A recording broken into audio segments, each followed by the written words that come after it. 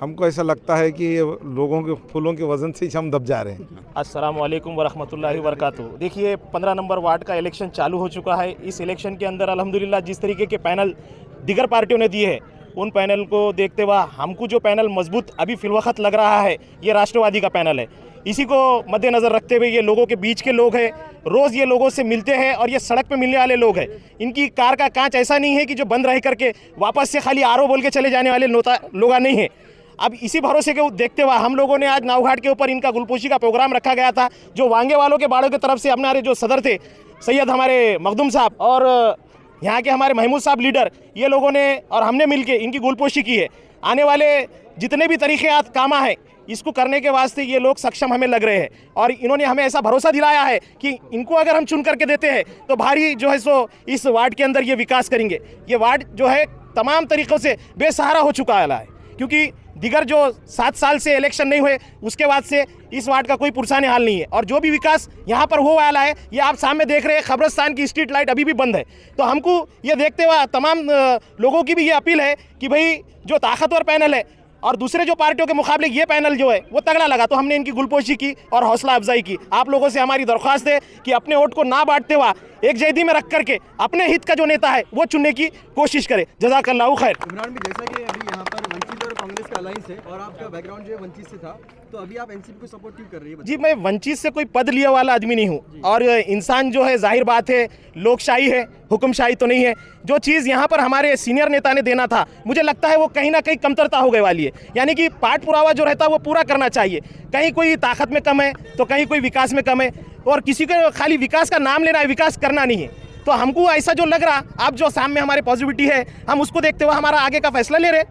अभी कंटिन्यू जुड़े रहेंगे क्या राष्ट्रपति? इंशाअल्लाह ताला अगर मौका दिए तो इस पार्टी से अल्हम्दुलिल्लाह इनका अगर इन्होंने कोई मुझे पद दिए तो मैं बड़ा काम करके बताने की इंशाअल्लाह कोशिश करूँगा।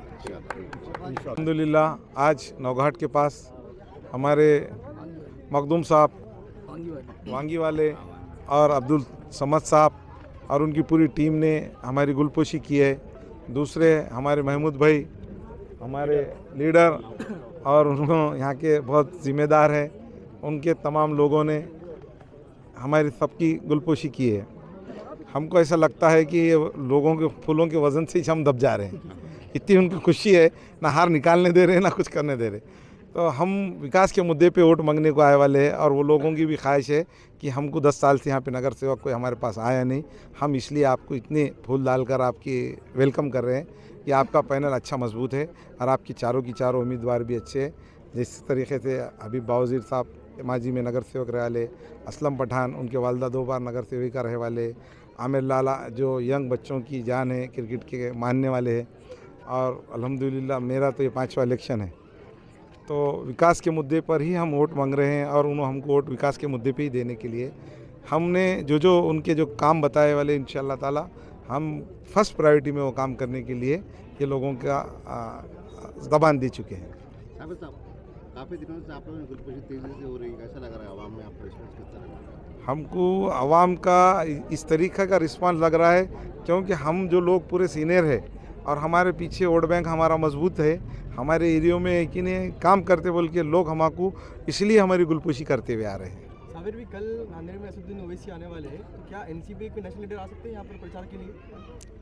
एनसीपी के हमारे अजीत दादा, हमारे कायद प्रताप पाटिल चिखलीकर साहब, हमारे लीडर ओम प्रकाश पोकरना, हम्बर्डे साहब, भास्कर पाटिल साहब, ये माजी के हमारे एमएलए रह चुके वाले, माजी खासदार रह चुके वाले। ये अजीत दादा का हमारे नांदेड़ में भी शहर में हमारे प्रोग्राम होंगे। हमारे सुनील तटकरे साहब प्रदेश अध्यक्ष है वो भी आने वाले, हमारे नवाब मलिक साहब आने वाले, इदरीस नायकवाड़ी साहब आने वाले, बहुत सारे अल्पसंख्यक मंत्री नांदेड़ में ही आने वाले। क्यों?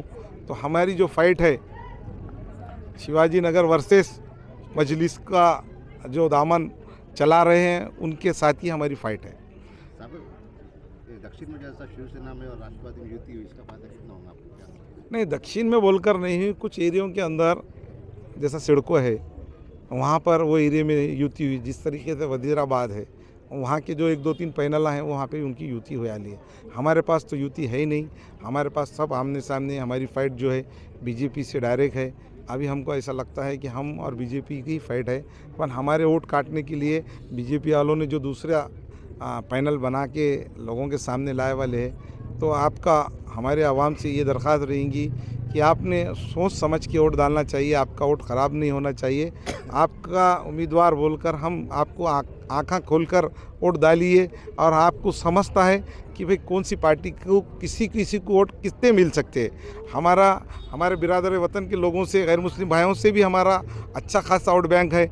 हमारे पास Chaupala Wenkar colony one side है। आप अगर से हमारे अलावा भी आप सर्वे करके देख लीजिए कि वहाँ के लोग सिर्फ राष्ट्रवादी को वोट इसलिए देना चाहते हैं क्योंकि हम 20 साल से वो लोगों के काम करते।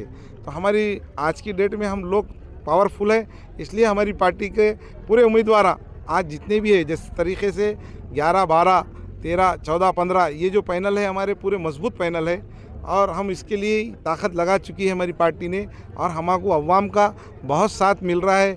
इस तरीके से जो अवाम ने हमको इतना खुश कर रही हैं कि हम वो लोगों का तहे दिल से हम शुक्रिया अदा करते हैं कि ये जो खुशी है इंशाअल्लाह ताला वोट की शक्ल में बदल कर हमको कामयाब करे तक ये लोगों की ख्वाहिश रहेंगी।